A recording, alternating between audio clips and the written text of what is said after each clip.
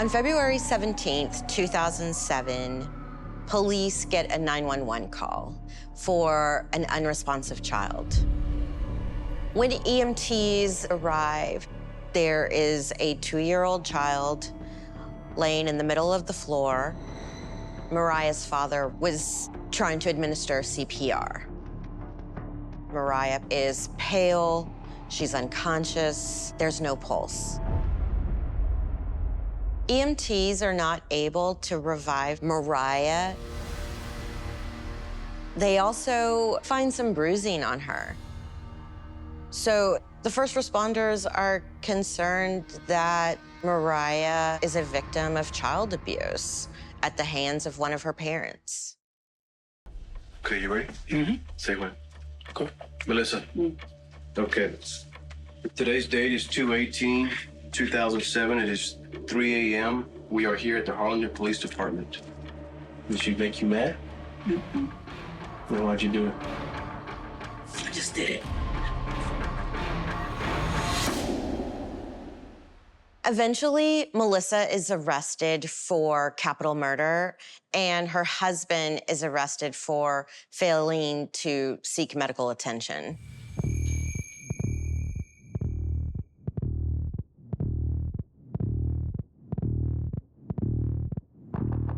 They were actually moving from one apartment to the other.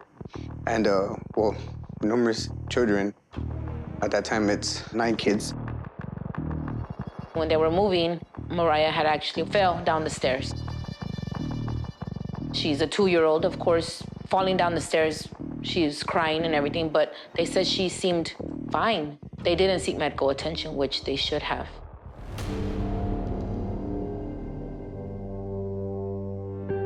When they sentenced my mother to death row, the prosecutors and the district attorney jumped for joy, and they were just excited. Everybody was giving each other high fives, and I was watching this, and I was just, really? You know, like, this is what they get out of sending a woman to death row? It's very sad. To me, she's not guilty of murder. Medical neglect, we could deal with that. She was a drug abuser. But she's not a murderer. As her attorneys begin to investigate her case, they can't believe the series of errors that they're finding. There were faulty forensics that were at the base of her wrongful conviction. The state's medical examiner told the jury that Mariah had extensive bruising throughout her entire body, which had to be caused by an intentional beating. And in fact, Mariah's autopsy showed indications of a blood coagulation disorder called DIC.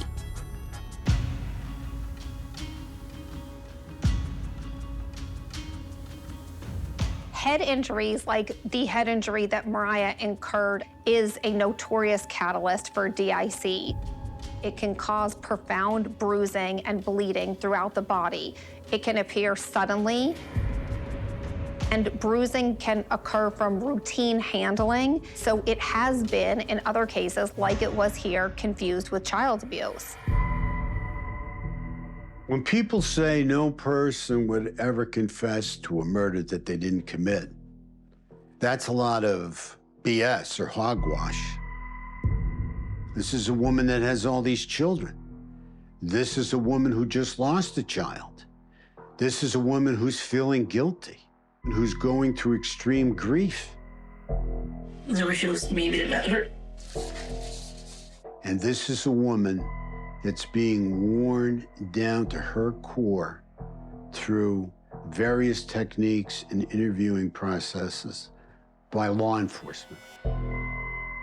Melissa has such a strong innocence case. Her entire conviction rests on this coerced confession and forensic evidence that we know is false. It's objectively false. Free Melissa Lucio! Free my mama! Free Melissa Lucio! Today, advocates joined the family of Melissa Lucio for a demonstration. Free Melissa Lucio!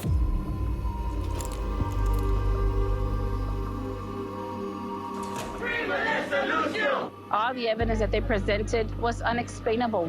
Was the confession freely given? It was a forced coercion. Free Melissa Lucio! Free Melissa Lucio! The reason that we're here today doing this is because we made a promise to your mom and told her that we were going to do everything we could to fight not only for her, but for Mariah. One of Melissa's biggest supporters is a pro-death penalty Texas Republican. This is the most troubling case, not only that I've ever seen, but I think this might be the most troubling death penalty case maybe in the history of our state. Jeff Leach, fighting for my mother's life, believing in her innocence. I mean, that's amazing. Texas politics does not get more partisan. And so to hear that a pro-death penalty Republican is advocating for Melissa Lucio is unheard of. Free Melissa Lucio! Lucio's execution is set for this Wednesday. No one deserves to suffer the way that she is suffering. No one has the right to take someone's life. I'm gonna fight like a soldier for my sister because my sister's gonna come home. This is not the time to whisper, but the time to shout. With the clock ticking, Lucio's family and supporters say they're not giving up.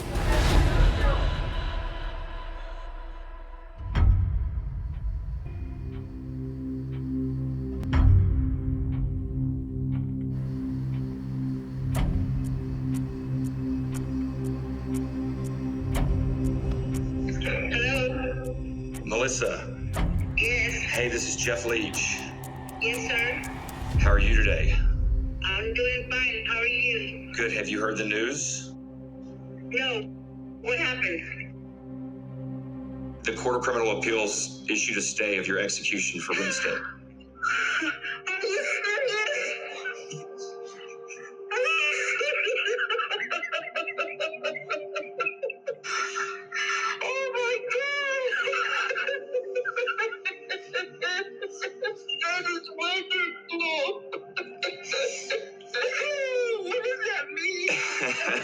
Well, it means you're going to wake up on Thursday morning.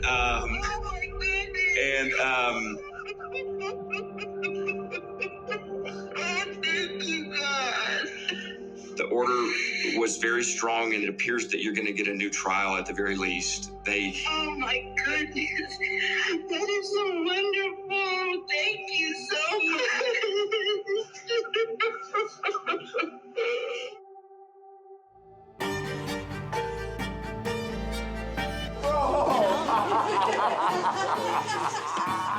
For Melissa, this is basically starting over. Either her case is going to be thrown out, they're going to give her a new trial, or in a matter of months, they're going to restart the clock and give her a new execution date. So for Melissa and her family, this is not the end. The fight is, it's still not over. She's still in there. Right. And, I mean, we're here. We're going to fight till the end, till we get her home. As long as we don't have to worry about April 27th coming, we're very excited. We can breathe. We believe she will come home. And we can't wait for that day. I mean, there's so much to say. I mean, I'm just trying to get in order. I'm sorry.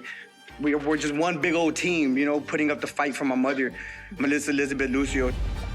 We're gonna keep on fighting this fight till we bring her home. And I just want to say thank you and God bless everybody.